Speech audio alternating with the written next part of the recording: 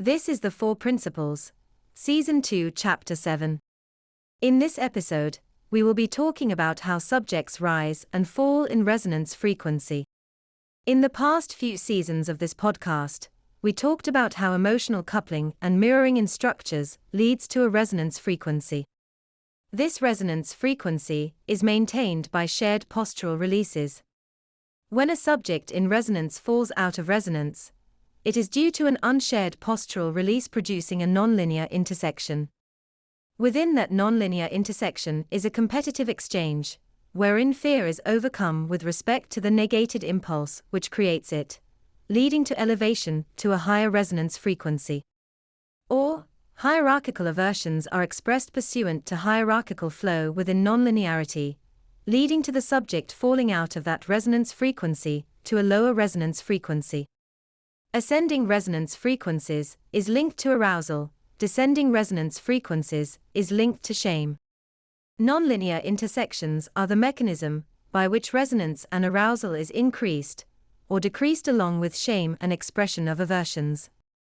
Now, an individual who is fluidly moving between resonance frequencies, that is, their resonance frequency is not fixed, may move upward through the tautological flow, pursuant to promise, persuasion or attention by another.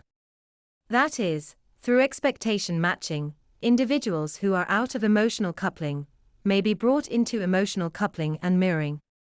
Likewise, the willing suspension of disbelief is required for expectation matching to establish reliance on the expectations being matched. If the subject doesn't believe they will be rewarded, for example, according to the promise, then they will not meet the expectation of the tautological flow. That is, not only does faith produce consolidation of structures and alignment of the spatial plates, it does this by permitting an individual to maintain themselves within the tautological flow, with the leader acting out the impulse of the follower, and so on and so forth.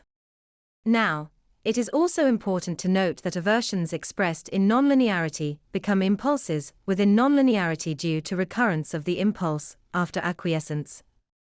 Furthermore, falling downward in resonance frequency is linked to the hierarchical flow, which means that a trend of downward movement in nonlinearity continues until emotional coupling is re-established. In other words, attaining higher resonance frequencies is about overcoming fear, faith, and acting on the promise, persuasion, or attention of another. But so too do these carry the seeds of dissent. As fear cannot be overcome forever, faith is broken by occasion of disbelief, and promise, persuasion and attention, or acting on a perception of the other, can be misguided or one-sided.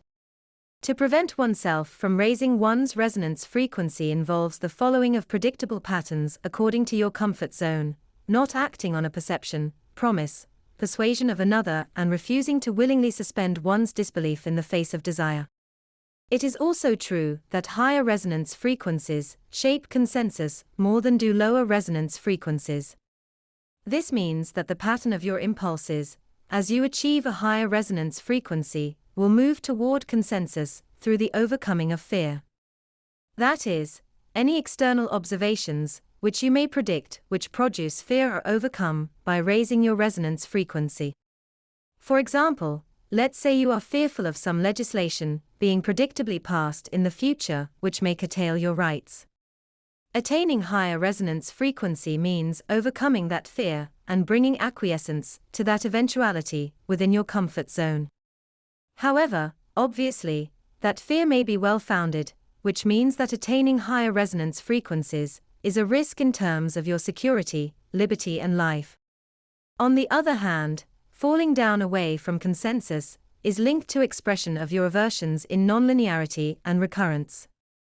Which means that deferring to external actors, or acting on a perception of the other, may have the effect of bringing your aversions into linearity.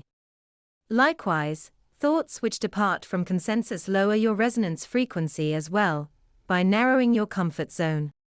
That is, spatial continuity in your actions preserves your resonance frequency by determining your shared and unshared postural releases. These postural releases are linked to arousal, which means that replicating the arousal represented by each postural release has the effect of directing your movement upwards, or downward, towards, or away from consensus. Finally, relationships have resonance frequencies. Just as the dominant achieves the resonance frequency of the tonic, so too do all relationships possess a given resonance frequency. This resonance frequency means that interactions with that subject bring you to the calibrated resonance each time you interact with them. Abruptly ending that relationship can mean falling out of that resonance frequency, with concomitant effects on other relationships. This means that the ability to learn and navigate the world through attention can be implicated by the abrupt disconnection or reconnection of an important relationship to a subject, or even a subject connected to a subject. That's the end of the podcast for today.